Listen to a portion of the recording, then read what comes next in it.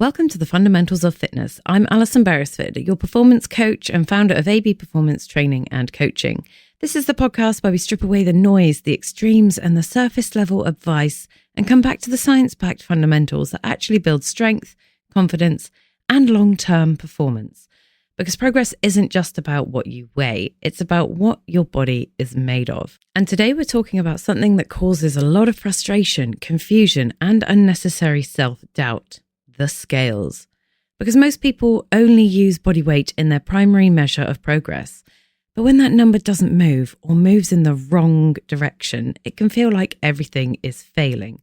But body weight is only one part of the picture, and often it's the least informative part.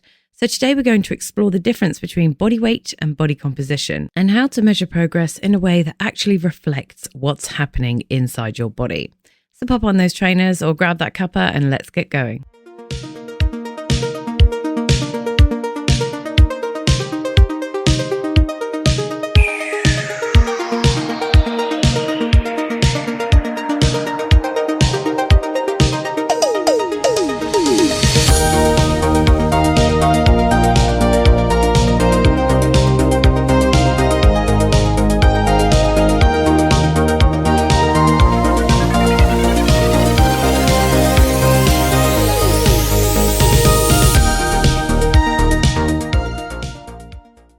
Let's start with something simple. Your body weight is just the total mass of everything in your body. That includes your muscles, fat, water, glycogen, organs, bone, food in your digestive system. So when you step on the scale, you're not measuring fat, you're measuring everything. And that's where the problem can begin. The scale gives you a single number, which feels precise, but the number doesn't tell you what has changed.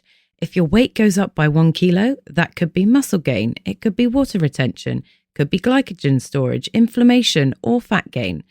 The scale doesn't distinguish between those, it simply reports your total mass. I've had clients step on the scale after a few weeks of training and feel frustrated because their weight has increased slightly. Their immediate assumption is that they've gained fat. But when we look closer, their strength has improved, their measurements have reduced, and their clothes fit better. What's actually happened is that they've gained muscle and stored more glycogen, both of which increase weight. But those are positive adaptations. The scale just doesn't explain them. Athletes rarely focus on body weight in isolation. A rugby player, for example, may increase body weight intentionally by gaining muscle. A sprinter may maintain body weight but improve power output significantly. And in both cases, performance improves because body composition, not just the weight, determines the function. So what does this mean for you? The scale is not useless, but it is incomplete. It gives you data, but not context. And without context, that data can be misleading.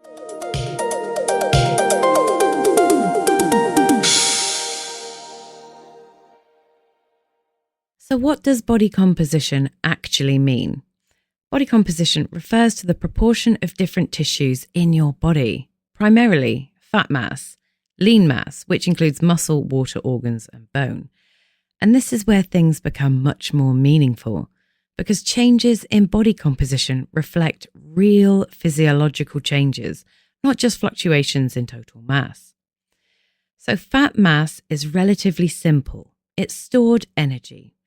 Lean mass, however, is more complex. It includes muscle tissue, water content, glycogen stores, and connective tissue. And importantly, these components are constantly changing. One of the most misunderstood aspects of body composition is glycogen. Glycogen is the stored form of carbohydrate in your muscles and liver. And for every gram of glycogen stored, your body also stores approximately 3 grams of water, which means if you increase carbohydrate intake or training intensity, glycogen stores increase. And body weight increases, not because of fat gain, but because of stored energy and hydration. Endurance athletes often increase carbohydrate intake before competition, and this increases their glycogen stores, which increases their body weight slightly, but performance improves because more stored energy is available.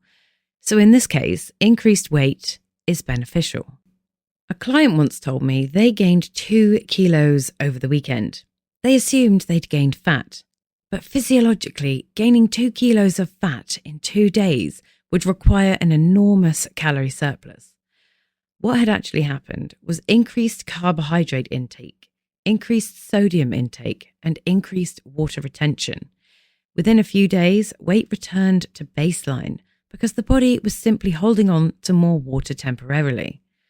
So think about your own weigh-ins. Have you ever seen the scale fluctuate suddenly, up or down, without any clear explanation?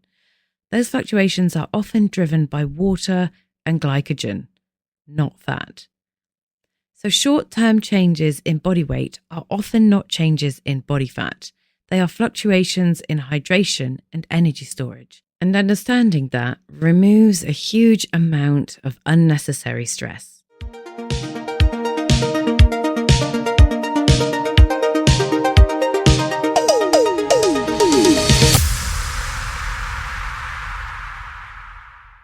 Why does visual progress lag behind physiological change?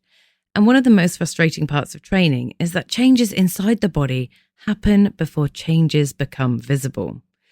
You can be getting stronger, improving muscle quality, reducing fat gradually without seeing any dramatic visual changes immediately. And that delay can make people feel like nothing is happening. But physiological changes occur first. Visible changes will follow.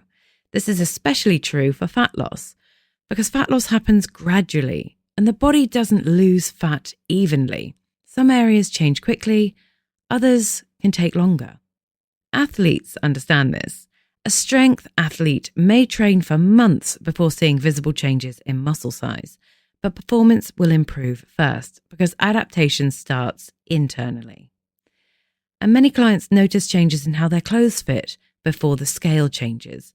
Waist measurements reduce, muscle tone improves, but body weight remains stable. That's recomposition. Losing fat whilst gaining muscle, and the scale doesn't reflect that clearly. So let's have a reflection. Have you ever felt like nothing was changing, but your clothes fit differently, or your strength improved? That's still progress, even if the scale hasn't caught up with it yet.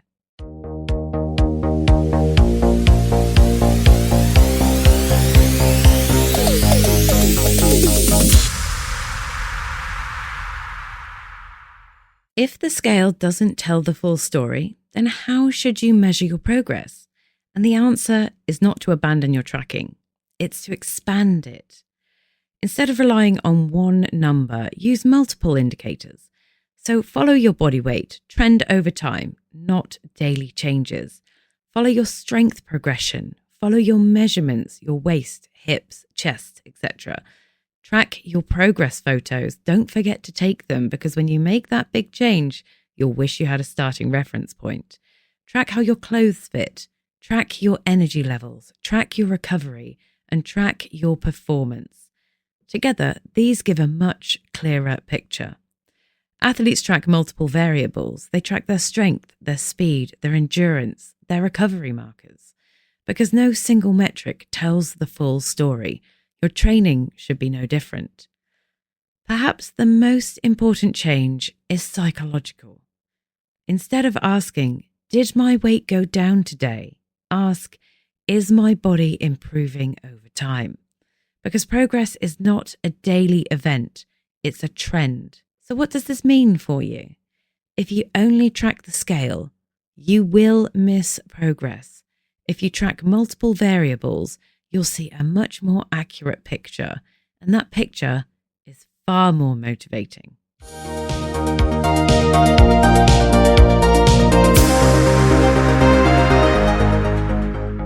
See, body weight is simple, but body composition is meaningful. And if you want to understand your progress properly, you need to look beyond the single number, because your body is constantly changing, adapting, improving, even when the scale doesn't show it immediately. And once you understand that, you stop chasing numbers and start building something far more valuable. Long-term, sustainable progress. If this episode has helped you rethink how you measure your progress, share it with someone who feels frustrated by the scales.